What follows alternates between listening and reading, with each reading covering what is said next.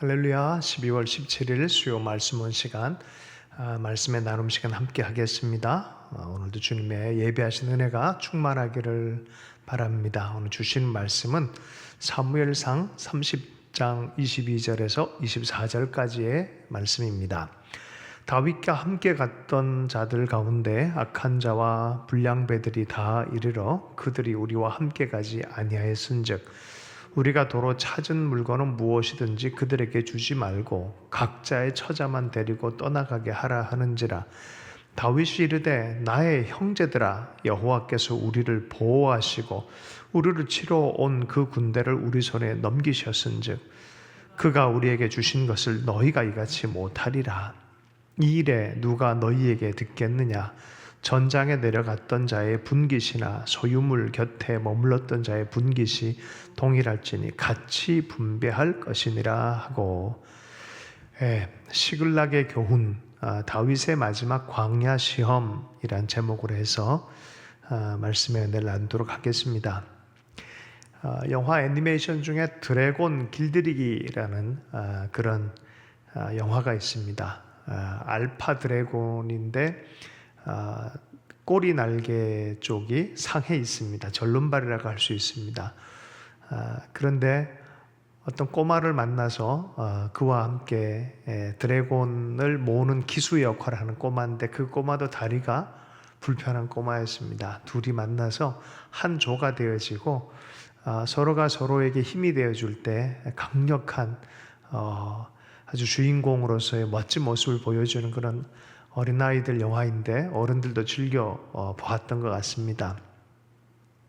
하나님께서는 모든 상황이나 사람들에게 이렇게 다가오셔서 부족함에도 불구하고 풍성한 은혜, 도리어 더 큰 아름다운 일들을 노래하도록 우리를 하여금 은혜의 눈을 뜨게 하시는 것이 성경의 이야기의 중요한 주제입니다. 복음의 이야기도 그렇죠. 우리는 죄인의 모습을 여전히 가지고 있지만 예수 그리스도께서 절름발이 되고 죽어져도 마땅한 인생 가운데 찾아오셔서 바로 걷게 해주시고 바로 보게 해주시고 힘을 얻게 하시고 구원을 즐거워할 수 있도록 은혜를 주십니다. 중세격언에 이런 말이 있습니다. 하나님은 절름발이 말을 타시고 꼬부라진 막대기를 가지고도 반듯하게 기록하신다. 오늘 성경의 이야기는 사무엘상 30장 전후 27장부터 30장까지 내용입니다. 아기스라는 블레셋 동네에 다윗이 숨어들 수밖에 없는 상황입니다. 두 번이나 사울을 살려줘도 사울은 맹렬하게 계속해서 죽이려고 합니다. 그래서 이거 안 되겠다 싶어서 아예 적진으로 가버렸습니다. 그 적진에는 아기스라는 왕이 있었고 다윗을 동맹자로 받아들였습니다. 그리고 다윗은 아기스에게 충성된 신하처럼 행동을 했습니다. 아기스는 점점 다윗에게 신뢰를 주고 권위를 주면서 장군에까지 세우기 시작합니다. 자랑스럽게 여기기 시작합니다. 미래의 왕을, 이스라엘 왕을 보호해주는 아주 패러독스한 역설적인 장면이 여기에 있습니다. 그런데 문제는 다윗이 이것이 이중 플레이, 곧 제복은 나치의 제복을 입고 있는데 존재는 유대인. 그래서 유대인의 적을 막는 일을 사실 몰래 하면서도 제복은 나치 제복을 입는 그런 상황과 같은 일들이 펼쳐집니다. 27장 10절의 말씀입니다. 아기스가 이르되 너희가 오늘은 누구를 침노하였느냐 하니 다윗이 이르되 유대 네겝과 여라무엘 사람의 네겝과 겐 사람의 네겝이니이다 하였더라. 계속해서 블레셋 사람인 것처럼 하면서 블레셋 사람 이 동네에서 유대 곧 동족을 치러 가서 빼앗아 오는 것처럼 보고하는데 실은 유대 남부에 있는 사람을 보호하면서 또 다른 적인 아말렉의 것을 빼앗아 온 다윗입니다. 어쨌든 이런 이중적인 생활이 16개월 정도 이어집니다. 문제는 이제 전면전이 블레셋과 유다와의 이스라엘과의 전쟁이 시작되어져서 딜레마 존이 드디어 시작됩니다. 이제 공개적으로 싸우러 나가야 되는 그런 상황이 발생했습니다. 민족의 배신자가 될 거냐, 아기스의 배신자가 될 거냐, 어쨌든 이제는 밝혀야 되는 그런 상황입니다.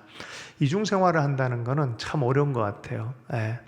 스파이로 살아가는 것, 이쪽이냐 이쪽이냐 결정해야 될 때는, 드러나야 될 때는 어렵습니다. 다윗도 이거는 풀 수 있는 숙제가 아닙니다. 참 어렵습니다. 블레셋 전쟁이 이제 확실하게 발발되어지면 다윗은 이제 타협의 입장에서 애매하게 놓이게 되어져서 이러지도 저러지도 못하는 그런 상황이 되어버린 것입니다. 자, 조금 장면을 다른 장면이 전개가 되어지는데요. 28장에 보면은 다윗은 이런 반면에 사울은 어떤 상황이냐면은 전쟁 발발에 대한 기운이 있으니까 이거 하나님께 물어보고 싶은 마음이 들었습니다. 28장 5절, 6절, 7절 보면요. 사울이 블레셋 사람들의 군대를 보고 두려워하여 그의 마음이 크게 떨린지라 사울이 여호와께 묻자오되 여호와께서 꿈으로도 우림으로도 선지자로도 그에게 대답하지 아니하시므로 사울이 그의 신하들에게 이르되 나를 위하여 신접한 여인을 찾으라 내가 그리로 가서 그에게 물으리라 하니 그의 신하들이 그에게 이르되 보소서 엔돌에 신접한 여인이 있나이다. 아이고 희한한 일을 합니다.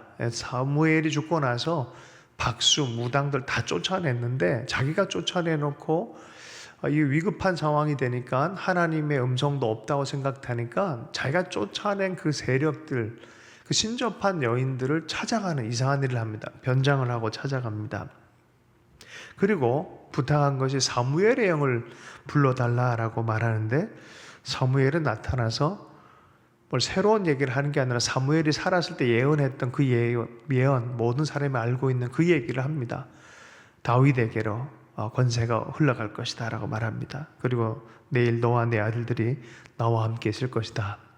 이 사무엘에 대해서 진짜 사무엘이냐 아니냐 이건 뭐 여러 가지 논리가 있습니다. 그건 다음에 좀 다루도록 하고 분명한 것은 사무엘 28장 19절 말씀에 보면은 여호와께서 이스라엘을 너와 함께 블레셋 사람의 손에 넘기시리니 내일 너와 네 아들들이 나와 함께 있으리라. 여호와께서 또 이스라엘 군대를 블레셋 사람들의 손에 넘기시리라 하는지라. 패배에 대한 것, 죽음에 대한 예언을 하는 것입니다. 긍정적 예언이 아니죠. 사람이 절박할수록 이런데 귀를 기울이고 싶어하는 심령들이 있습니다. 신명기 18장에 보면 이방 민족이 하는 가증한 기술이라고 표현되어 있어요. 가증한 일들, 하나님께서 원하지 않는 일이다.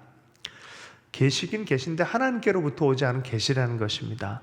하나님의 계시와 기름 부으심이 분명히 있습니다. 하나님을 허용하는 그런 영적 세계가 있습니다. 그러나 분명히 선을 긋고 하지 말라고 하는 것이 있습니다.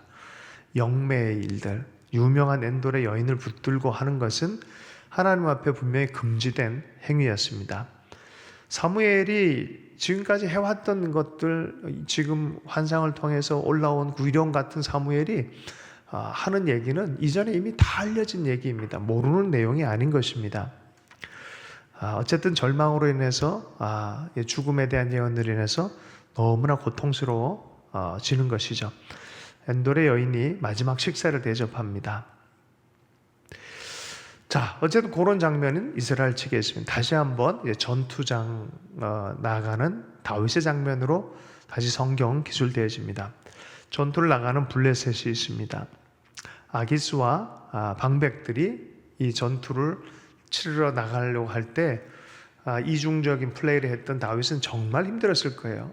민족 이스라엘과 싸워야 되니까 이거 어떡하지? 하는 마음이 분명히 있었을 겁니다.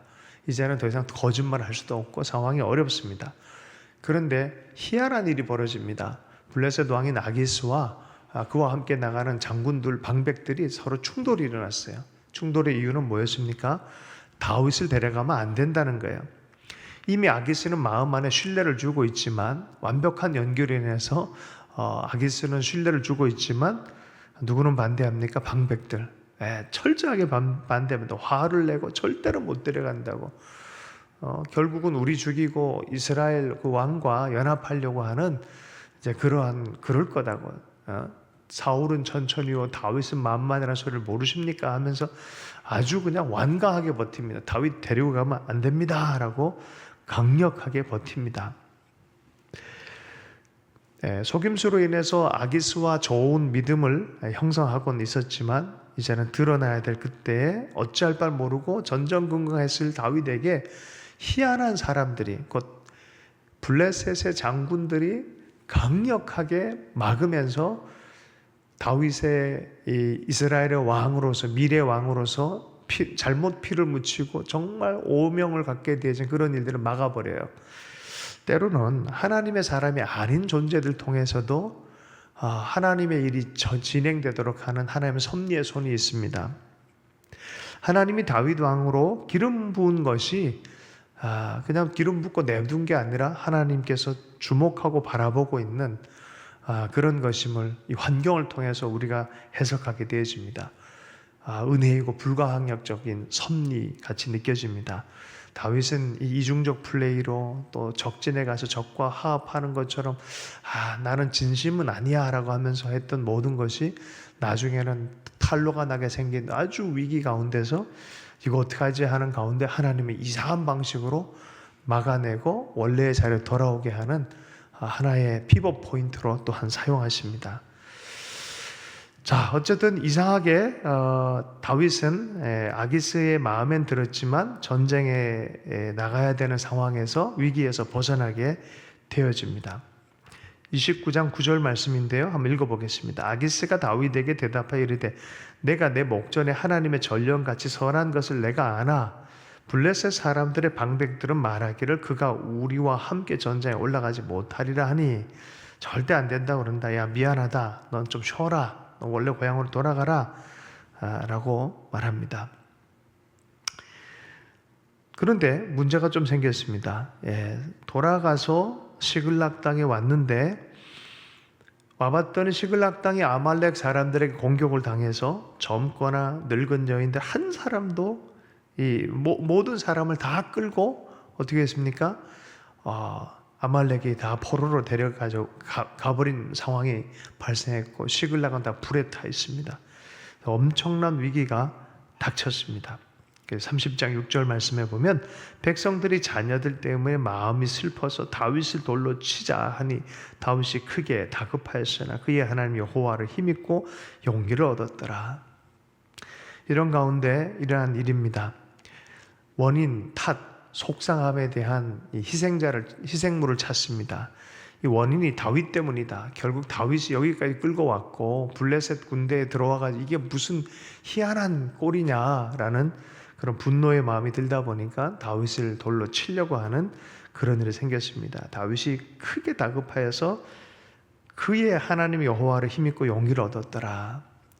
여기에서 다윗은 이미 사울간 다른 과로 이미 분류가 되어졌으면 보게 되어지는데 매 순간마다 하나님을 온전히 신뢰하고 의뢰할 뿐만 아니라 힘을 얻는 그런 존재성을 드러냅니다. 하나님, 이게 뭐가 잘못됐습니까? 엎드렸을 때 하나님 힘을 주십니다. 용기를 내게 하십니다. 그리고 여호와 하나님께 묻도록 이 제사장에게 에봇을 요청하고 에봇과 더불어서 하나님께 물을 때 쫓아가리까 했을 때 쫓아가라라고 말합니다. 그리고 그 유명한 부솔 시내가까지 쫓아갑니다. 부솔 시내까지 쫓아가서 하나님의 말씀대로 쫓아가면 이 길이라고 말했는데 부솔 시내가 갔을 때 200명이 너무 지쳤어요. 그러니까 못 건너는 게 된 거죠. 계속 전진하고 오다 보니까 피곤하고 힘들어진 것이죠. 건너지 못한 200명은 좀 두고 물건 지키라 그러고 하고 400명이 이제 건너갑니다. 자, 건너갔을 때도 어디로 갔는지 알 수 없는 상황입니다. 근데 그때 아말렉 사람들의 종으로 역할을 했던 애굽 소년이 병든 상태에서 버림당한 것을 발견했어요. 그 소년을 잘 치료해주고 궁유를 했더니 그 소년이 그들이 어디로 갔는지에 대해서 정보를 주기 시작합니다. 인도함을 받아서 가봤더니 아말렉 군이 그렇게 있었습니다. 그리고 마치 아브라함과 3.18 군대처럼 잃어버렸던 모든 사람들, 재물들을 다 얻어서 데리고 오게 되어집니다. 예. 30장 22절입니다. 그런데 문제가 좀 발생한 것은 많은 것을 다 찾아왔지만 30장 22절에요. 다윗과 함께 갔던 자들 가운데 악한 자와 불량배들이 다 이르되 그들이 우리와 함께 가지 아니하였은즉 우리가 도로 찾은 물건은 무엇이든지 그들에게 주지 말고 각자의 처자만 데리고 떠나가게 하라 하는지라. 이렇게 표현해요. 400명 중에 악한 자와 불량배라는 표현을 써요. 악한 자도 있고 불량배도 이렇게 있는 것처럼 이렇게 기술되는데 왜 그랬냐면 아주 민해요. 이 사람들은 우리가 쫓아가가지고 우리가 이렇게 얻었는데 짐 지킨 애들이 뭘 싸웠다 그러십니까? 쟤들한테는 주지 마세요. 그냥 처자만 돌려주세요 라고 말하는 것이죠. 다윗이 뭐라고 대답을 했습니까? 여기에 다윗의 광야의 끝에 교훈이 드디어 나타납니다. 이제 이 부솔 시내로부터 다윗의 마지막 광야 시즌은 끝납니다. 근데 그 끝날 때 그가 얻었던 하나님에 대한 인식이 너무나 중요합니다. 인생의 광야의 마무리 지점이기도 합니다. 언제 광야는 끝나냐? 말씀을 들어가 보면 이렇게 나와 있습니다. 이 소년을 만난 것도 또 전쟁에서 또 가서 쫓아서 데리고 온 것도 승리를 하게 한 것도 다 하나님의 은혜의 섭리인데 그 은혜의 섭리를 마음껏 받아서 승리했고 얻었음에도 불구하고 너희들 그렇게 계산하는 마음 그 주님 마음이 아니다는 거예요. 악한 자와 불량배같이 행동하지 말아라는 거예요. 그렇게 쫀쫀하게 생각하고 네 것 내 것 계산하고 너는 이만큼 하고 나는 이만큼 하고 그런 식으로 하지 말라는 거예요. 뭡니까? 내 의, 네 의가 아니라 하나님의 은혜로 산다라는 거예요. 그래서 모든 사람들에게 다 공평하게 나누는 그런 얘기를 합니다. 여러분 그거 아십니까? 이 부솔 시대는 원래 부솔이란 뜻이 좋은 소식이란 뜻이에요. 복음 시내란 뜻이기도 해요. 복음이 그렇습니다. 네가 죄인이든 네가 불량배든 저가 일했건 저가 일하지 않건 9시에 오든 12시에 오든 3시에 오든 5시에 오든 그 주인이신 하나님과 계약을 맺었다면 공평하게 주어지는 은혜인 것입니다. 그래서 이 좋은 소식에 대한 마음을 얻고 좋은 소식으로 하나님의 은혜의 시각으로 인생을 보고 삶을 해석하고 상황을 해석하는 눈이 풍성해졌습니다. 이제 다윗은 그 다룸의 광야 시즌을 통과하면서 어떤 사람도 은혜 안에 초대할 수 있는 그런 넓은 심령이 되어졌어요. 하나님 이걸 너무 원하셨어요. 사울은 이런 다룸을 받지 못하고 기름 부음만 받고 왕으로 세워져서 역할을 하다가 넘어졌습니다. 그러나 다윗은 왕의 기름 부으심과 더불어 이런 광야의 시간 안에서 철저하게 하나님의 마음을 알기 시작합니다. 정직함에 대해서, 섭리에 대해서, 은혜에 대해서, 그리고 이 승리한 것에 대해서 하나님의 은혜인 것을 또 드러내면서 여러 지역에 보냅니다. 사무엘상 30장 26절입니다. 다윗이 시글락에 이르러 전리품을 그의 친구 유다 장로들에게 보내 이르되 보라 여호와의 원수에게 탈취한 것을 여호와의 원수에게서 탈취한 것을 너희에게 선사하노라 하고 31절에 보면 헤브론에 있는 자에게와 다윗과 그의 사람들이 왕래하던 모든 것에 보내었더라. 이 승리를 내 것으로만 하지 않고 그들과 함께 나눠요. 특별히 헤브론은 아말렉이 많이 쳐들어왔던 지역인데 늘 이곳을 보호하고 함께 신뢰를 관계 가졌던 이 지역에 또 보내줍니다. 나중에 이 지역에서 남쪽으로부터 유다 족속의 왕으로 세워진 일들이 있습니다. 이제 유다 왕으로 통치할 시간들이 열리기 시작합니다. 우리의 삶 안에도 이 다윗의 훈련처럼 이 복음적인 은혜의 시각이 충만한 훈련의 시간들을 잘 갖기를 축복합니다. 그리고 그것이 마음으로 와서 인생 전체가 하나님의 섭리적 은혜에서 사는 것이다 라는 것을 통해서 하나님을 경외하고 또 모든 일들에 하나님의 뜻을 분별하고 그 복음의 은혜로 초대할 수 있다 그러면 하나님께서 또 그것을 나누라고 많은 사람과 나누라고 우리를 세워주시고 또 사용해 주실 줄로 믿습니다. 에베소서 2장 8절과 9절의 말씀입니다. 너희는 그 은혜에 의하여 믿음으로 말미암아 구원을 받았으니 이것은 너희에게 난 것이 아니요 하나님의 선물이라. 행위에서 난 것이 아니니 이는 누구든지 자랑하지 못하게 함이라. 하나님께서 영혼의 구원을 위해서 자기 아들을 주셨는데 그 외의 것을 더 주시지 않겠냐는 말씀처럼 하나님 그 은혜에 기반되어진 사람들에게 풍성한 은혜를 베푸시기 기뻐하신 분인 줄로 믿습니다. 다윗의 일생 중에 너무 중요한 교훈, 시글락의 교훈입니다. 블레셋 지역에서 마지막 광야의 시간들 가지며 부솔이라는 복음적 시각으로 모든 사람에게 나눌 수 있는 넉넉한 은혜의 사람으로 마무리가 되어졌습니다. 이제 광야의 시간이 끝나고 이제 왕으로서 준비되어지는 실제적인 왕의 자리 본문으로 다음 시간에 나가도록 하겠습니다. 주신 말씀 붙들고 기도합니다. 하나님 아버지, 우리의 마음도 복음의 은혜 안에 충만하기를 원합니다. 살아계신 하나님의 섭리의 손에 의탁하며 늘 보며 바라보며 주님을 찬송하며 하나님의 은혜에 기대며 열심으로 주님을 기뻐하며 따라갈 수 있는 그런 마음 되기를 원합니다. 무엇보다 넉넉한 은혜의 마음, 그 섭리에 의탁하는 마음을 더 허락해 주셔서 우리에게 맡겨준 모든 사람들에게 은혜를 흘려보내며 살 수 있도록 은총 허락하여 주시옵소서. 아버지 하나님, 우리 각자의 삶을 알고 계십니다. 아버지, 어디에 이르렀던지 살아계신 하나님과 동행하는 은총의 사람, 은혜의 사람, 그렇게 살 수 있도록 축복해 주실 줄로 믿습니다. 감사하며 예수 그리스도의 이름으로 기도드립니다.